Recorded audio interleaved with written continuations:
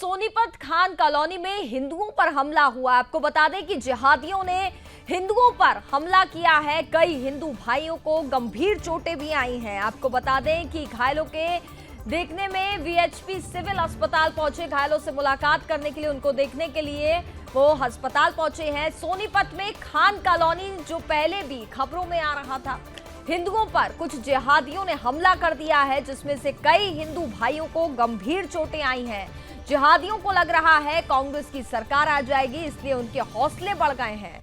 घायलों को देखने विश्व हिंदू परिषद की टीम सिविल अस्पताल पहुंची है। घायल हिंदू भाइयों को की एमएलआर करवा रही है। तो वहीं झगड़े के दौरान जिहादियों ने गौवंश पर भी हमला किया है। ये तस्वीरें आप देखिए किस कदर जिहादियों ने यहां पर मारपीट की है और जिहादियों ने गौवंश पर टेम्पो भी चढ़ा करके उन गौवंशों की हड्डियां तक तोड़ डाली। हिंदू महिलाओं, बेटियों और हिंदुओं के परिवारों पर भी हमला किया गया। साथ ही जान से मारने की कोशिश भी की गई।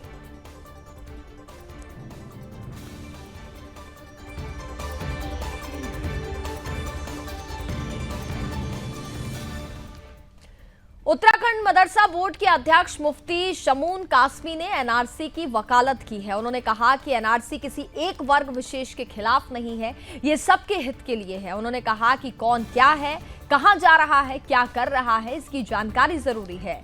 उन्होंने ये भी कहा कि सभी लोगों का पुलिस वेरिफिकेशन भी होना चाहिए। आपको बता दें कि एनआरसी को लेकर बहुत से लोगों के मन में कई तरह की आशंका बनी हुई है। काफी समय तक इसका विरोध भी हुआ, लेकिन समर्थन में भी बहुत से लोग सामने हैं। उत्तराखंड मदरसा बोर्ड के अध्यक्ष मुफ्ती शमून कासमी ने यह भी कहा कि प्रधानमंत्री नरेंद्र मोदी की अगुवाई में देश तरक्की कर रहा है। देश की सरकार हर वर्ग और समाज के हर तबके के हितों की रक्षा करने का काम कर रही है। साथ ही वहीं मुफ्ती शमून कासमी ने सुदर्शन न्यूज के प्रधान संपादक श्री सुरेश चौहान की तारीफ करते हुए कहा कि वह भी समाज के सभी वर्गों के हित की बात करते हैं। सुरेश चौहान के जी का व्यक्तित्व काफी बड़ा है और वह सबको एक साथ जोड़कर चलने वाले व्यक्ति हैं।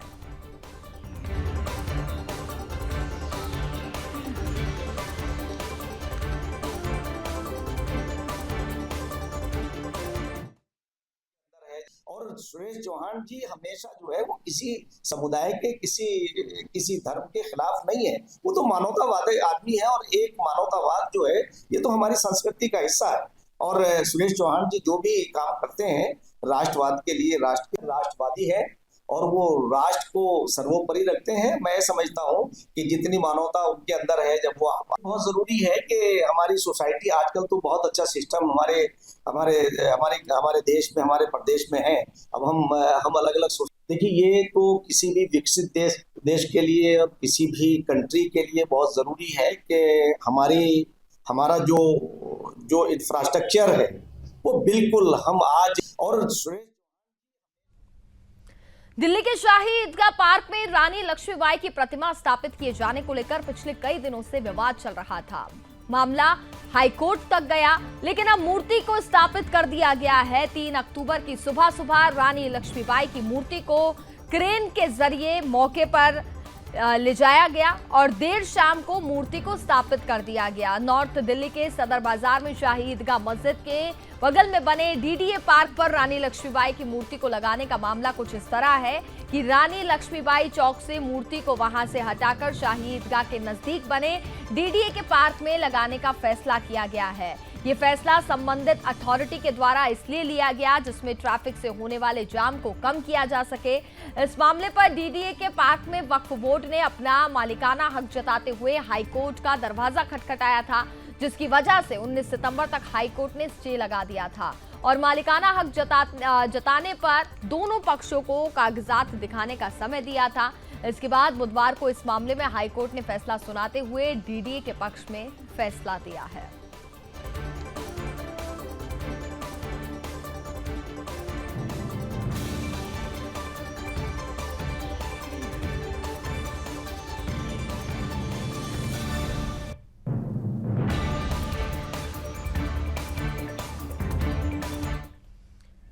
तो इस बीच एक बड़ी जानकारी सामने आ रही है। युद्ध से जुड़ी एक बड़ी खबर इस बीच सामने आ रही है। सबसे पहले आपको बता दें, इजराइल ईरान युद्ध से जुड़ा ये बड़ा अपडेट हम आपको बता दें।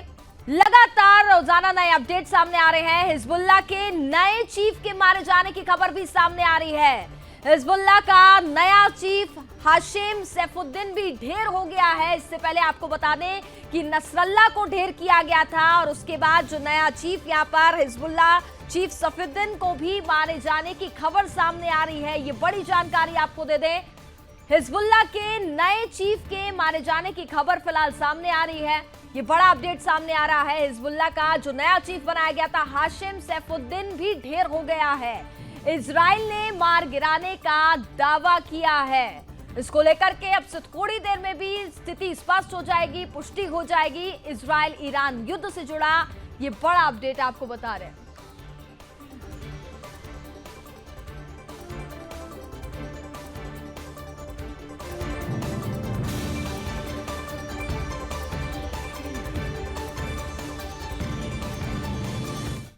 खबरों में आगे बढ़ेंगे। एक और बड़ी जानकारी आपको दे दें, प्रधानमंत्री नरेंद्र मोदी की अध्यक्षता में सीसीएस की बैठक, ये बड़ी खबर आपको बता रहे हैं, जिसमें प्रधानमंत्री नरेंद्र मोदी की अध्यक्षता में ये बैठक हो रही है। पश्चिम एशिया के संकट को लेकर के चर्चा हुई है। तो ये बड़ी जानकारी आपको दे दें, भारत में कच्चे तेल की आपूर्ति पर इसका सीधा सीधा असर पड़ने वाला है।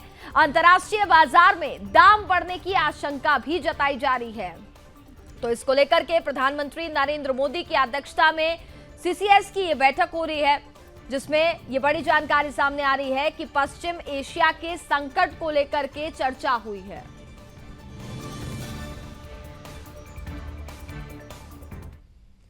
खबरों में आगे बढ़ेंगे। अगली खबर दिल्ली के मिनी पाकिस्तान सीलमपुर से, जहां बीते दिन गौमांस से भरकर टेम्पो पकड़ा गया था, जिसमें 7 गायों के मांस के साथ साथ सिर और पैर भी बरामद किए गए हैं। गौमांस से भरे टेम्पो की जानकारी मिलने पर दिल्ली बजरंग दल और गौरक्षा दल ने पुलिस के साथ मिलकर कार्रवाई की और पुलिस ने आरोपियों को गौमांस सहित पकड़ लिया। पुलिस ने पकड़े गए आरोपियों के बारे में बताया, जिसमें आबिद, अशफाक, फरमान, नदीम रशीद सहित 4 और जिहादी शामिल हैं। पूछताछ में पता चला कि ये गाजियाबाद के एक गोदाम में, जहां रोज 10 गौवंश काटे जाते हैं, वहां से गौमांस लेकर के जा रहा था। आपको बता दें कि गोदाम है जहां पर रोज 10 से 15 गौवंश काटे जाते हैं और उसके बाद यहां से गौमांस को सप्लाई किया जाता है। बड़ा सवाल यह है कि पवित्र दिन शारदीय नवरात्रि के दिनों में हिंदुओं को भड़काने की कोशिश कौन कर रहा है। पुलिस प्रशासन ऐसे जिहादी तत्वों को घटना होने से पहले ही आखिर क्यों नहीं पकड़ पाती है। दिल्ली पुलिस की मुस्तैदी पर भी सवाल खड़ा होता है कि ये जिहादी गौहत्या करके मांस यहाँ पर तस्करी कर रहे हैं और पुलिस को खबर तक नहीं है। आखिरकार ये सब कब रुकेगा।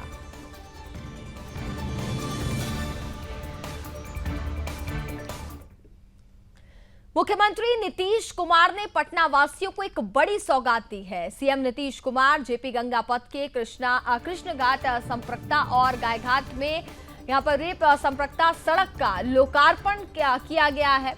इस सड़क के लोकार्पण के बाद जेपी गंगा पथ और मरीन ड्राइव पर जाने वालों को काफी सुविधा होगी। इस लोकार्पण समारोह में दोनों उप मुख्यमंत्री के साथ कई विभागों के मंत्री और कई अधिकारी मौजूद थे। अब लोगों को पीएमसीएच की तरफ से मरीन ड्राइव और पटना सिटी जाने में आसानी होगी और अशोक राजपथ पर से यातायात का बोझ कम होगा।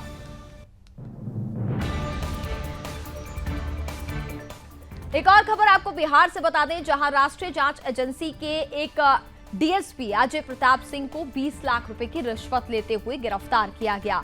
अजय प्रताप सिंह के साथ 2 एजेंट्स को भी पकड़ा गया है। आपको बता दें कि ये गिरफ्तारी सेंट्रल ब्यूरो ऑफ इन्वेस्टिगेशन द्वारा की गई है। इस मामले में पूर्व जनता दल यूनाइटेड के विधान परिषद सदस्य के बेटे से मिली जानकारी के आधार पर कार्रवाई की गई है। इस पूरे केस के आईओ अजय प्रताप सिंह थे। गौरतलब है कि पिछले दिनों पूर्व एमएलसी मनोरमा देवी के यहां एनआईए की टीम ने छापेमारी की थी।